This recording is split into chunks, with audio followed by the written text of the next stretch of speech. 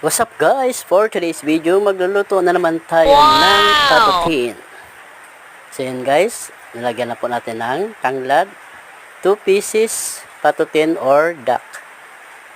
Tutok lang guys mula umpisa hanggang dulo at sa ngayon updated ka pa sa about na upload ko na video.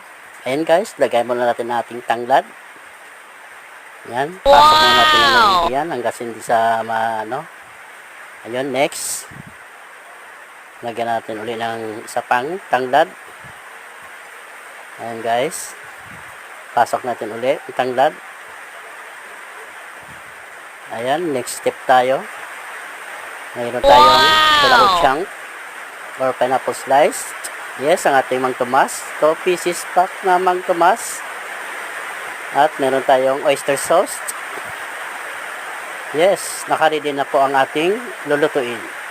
Tara na guys, fry na po natin.